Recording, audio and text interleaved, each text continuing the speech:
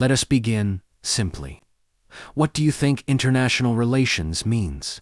Maybe relations between countries. Good. But think deeper. Can any country live completely alone today? No, because countries trade, communicate, and depend on each other. Exactly.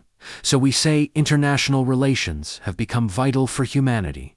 Why? Because countries are connected? Yes, this connection is called interdependence. Think of it like a group of students in a class.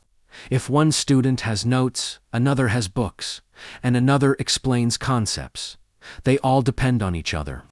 Similarly, states depend on each other for trade, security, and cooperation. So IR studies all these relations. Precisely. It mainly studies political and economic relations between states. That is why its scope is very wide. Now tell me, do you think IR always had this wide scope? Maybe not. Correct. In the past, IR mainly focused on diplomatic history. What does that mean?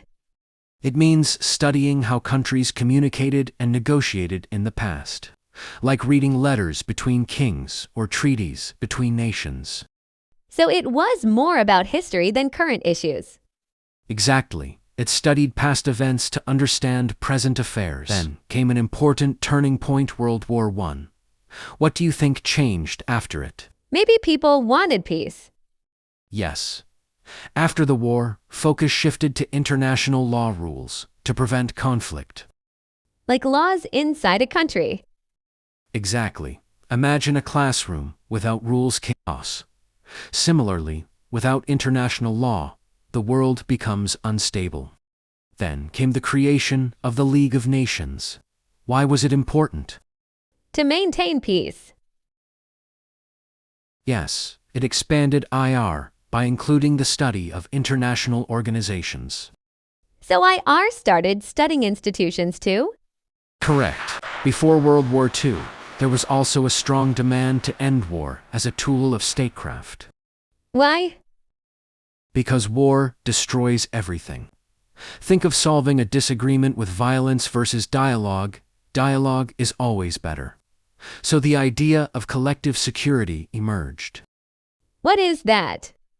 It means all countries work together to stop aggression, like classmates protecting each other from a bully.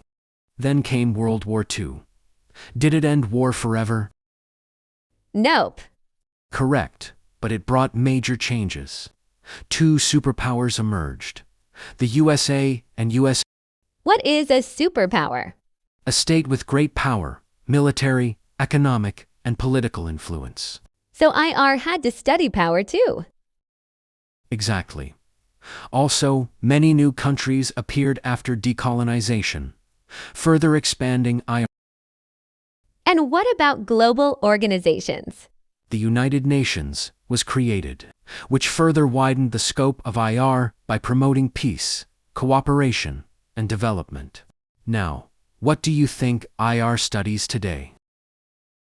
Maybe everything related to countries. Very close.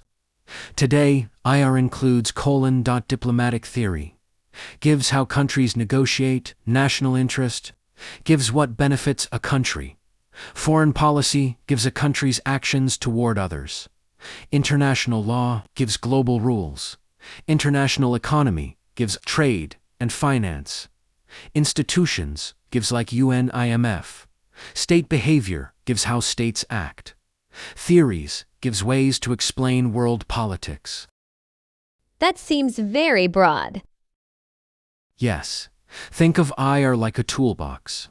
It contains tools from politics, economics, law, and history, all used to understand global relations. Now, let me ask you, what are the basic components of studying IR? I don't know. There are 5 key ingredients. State system gives how states function. Power factors gives what makes a state strong. Great powers gives their policies and influence. Recent history gives understanding current relations. World order gives building a stable world. Why is power so important? Because in international politics, power decides influence, like in a group project. The The most capable student often leads decisions. Is IR a separate subject? That is, debated. Some scholars say IR is not a fully independent subject Why? because it combines many fields: law, economics, politics, geography. Like a mixture. Exactly. Think of IR as a fruit salad. It contains many fruit subjects, but it is not a single fruit itself. A scholar named Alfred Zimmern said, IR is not a single subject, but a bundle of subjects. So it lacks a clear structure. Yes, it does not have a completely unified theory like some other disciplines. Now tell me, how would you conclude? IR has a wide scope and studies relations between countries. Good, but add more depth. It includes not only states but also organizations and other actors. Excellent. Today, IR covers all aspects of foreign affairs: political, economic, legal, and social. So IR helps us understand the whole world system. Exactly. It explains how the global system works and how peace and stability can be achieved. So dear viewers, I hope you enjoyed watching this dialogue. For more videos like this, please subscribe to our channel. Thank you.